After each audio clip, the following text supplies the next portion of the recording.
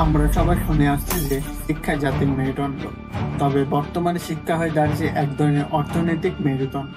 এখন শিক্ষা মানে কেবলমাত্র নামি দামি প্রতিষ্ঠানে ভর্তি হওয়া আর লাখ লাখ টাকা খরচ করা। তবে এই শিক্ষার মাধ্যমে কি আমরা সত্যিই কোনো পরিবর্তন আনতে পারছি? আজ আমরা আলোচনা করব কিভাবে শিক্ষা এক বাণিজ্যে পরিণত হয়েছে এবং এটি কিভাবে আমাদের প্রতিনিয়ত গরিব করে তুলছে। আমরা এখন শিক্ষার মান না দেখে প্রতিষ্ঠানে নাম দেখে ভর্তি হই। এসব নামি দামি প্রতিষ্ঠান আমাদের শিক্ষার নামে লাখ লাখ টাকা খরচ করাচ্ছে। এটি কি সত্যি আমাদের জীবনে কোনো পরিবর্তন আনছে?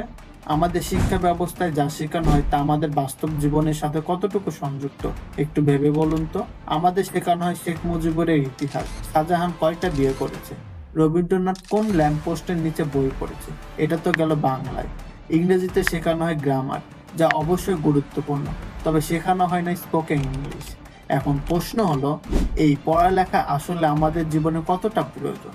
আরো বড় প্রশ্ন হলো, আমরা কাদের কাছ থেকে শিখবো? যেখানে ইউনিসেফের মতে বাংলাদেশের 50% শিক্ষকেরাই অশিক্ষিত।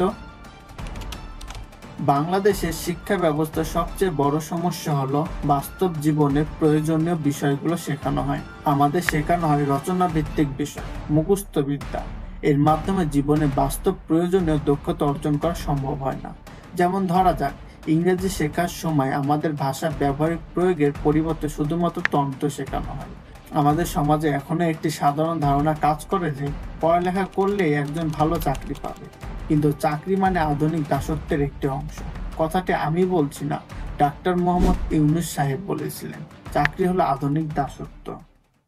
Always remember, job is a wrong idea. Don't ever look for a job. Always tell yourself that I'm a job creator. I'm not a job seeker, I'm a job creator. So be a job creator. 20 বছর পড়ালেখা করার পর আপনি যখন দেখবেন একটি চাকরির পোস্টের জন্য 14 লক্ষ মানুষ আবেদন করেছে, তখন আপনার চাকরি পাওয়ার সম্ভাবনা কতটুকু? এই সমস্যাগুলো আমাদের ছোটবেলা থেকে শুরু হয়। আমাদের বাবা মা আমাদের ডাক্তার ইঞ্জিনিয়ার হওয়ার ভূত ঢুকিয়ে দেয়। এরপর শুরু হয় মুখস্থ বিদ্যা। 20 বছর সময় নষ্ট এবং লাখ লাখ টাকা খরচ হয়। তবে যখনই আমরা কয়েক লাখ টাকা নিয়ে ব্যবসা শুরু করতে চাই, তখনই বলা হয় ব্যবসা ঝুঁকিপূর্ণ। তাদের এই বক্তব্য ভুল নয়, তবে তারা ভুলে যান যে একজন ব্যবসায়ী না থাকলে 100 জন মানুষের কর্মসংস্থান হবে না, একজন উদ্যোক্তা তৈরি হবে না। একজন উদ্যোক্তা তৈরি না হলে আমাদের সমাজে কর্মসংস্থান এবং অর্থনৈতিক উন্নয়ন সম্ভব নয়। কিন্তু আমরা এখনো সেই পুরনো ধারণায় আটকে আছি যে শুধুমাত্র পড়ালেখার মাধ্যমে উন্নতি সম্ভব। একটু ভেবে দেখুন তো, বর্তমানে টিকটক, ইউটিউব বা সোশ্যাল মিডিয়া ইনফ্লুয়েন্সার কিভাবে তাদের প্রতিভা এবং ক্রিয়েটিভিটির মাধ্যমে লাখ লাখ টাকা আয় করছে। এমনকি একজন ফুড ব্লগার তার বাবা মাকে একটি সুপার কার উপহার দিয়েছে। দেশের প্রথম সারির কন্টেন্ট ক্রিয়েটর রাফসান দা ছোট ভাই খাবারের রিভিউ সহ বিভিন্ন কন্টেন্ট বানিয়ে বেশ জনপ্রিয় এই তরুণ এখন সামাজিক যোগাযোগ মাধ্যমের আলোচনায়। বাবা মাকে দামি গাড়ি উপহার দিয়ে রীতিমতো সাড়া ফেলেছেন তিনি। আর আমরা যারা এত বছর ধরে শিক্ষার পিছনে খরচ করছি, তাদের অনেকে এখনো চাকরি খুঁজে বেড়াচ্ছি। এখনকার সময়ে চাকরি পাওয়া এতটা সহজ নয়। চাকরির জন্য প্রয়োজন বড় অঙ্কের টাকা বা কারো সুপারিশ। যদি আপনার কোনো আত্মীয় বা বন্ধু উচ্চ পদস্থ ব্যক্তিদের মধ্যে না থাকে, তবে চাকরি পাওয়ার জন্য আপনাকে আরো বেশি অর্থ খরচ করতে হবে। আর এই অর্থের যোগান দিতে দিতে পরিবারগুলো ক্রমাগত অর্থনৈতিক সংকটে পড়ছে। বর্তমান সময়ে শিক্ষা মানেই টাকা।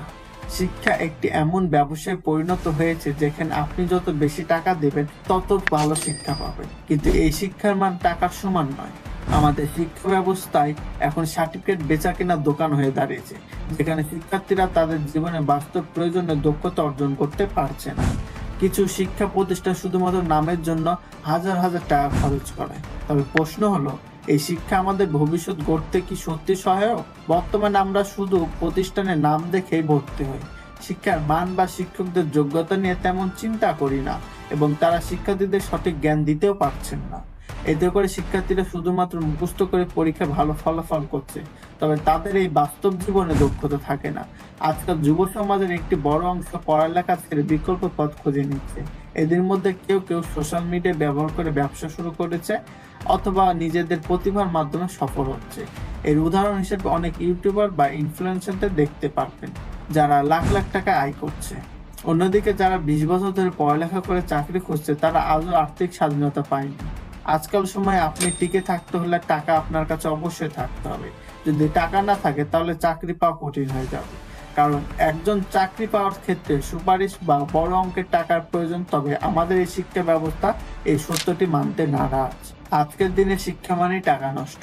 আমরা যেভাবে পড়ালেখার পিছনে টাকা খরচ করছি তা আমাদের গরিব করে তুলছে। যদি এই বাণিজ্যিক কিরণের প্রভাব থেকে মুক্তি পাওয়া না যায় তবে আমাদের সমাজের গরিবের তালিকা দিন দিন বেড়েই যাবে।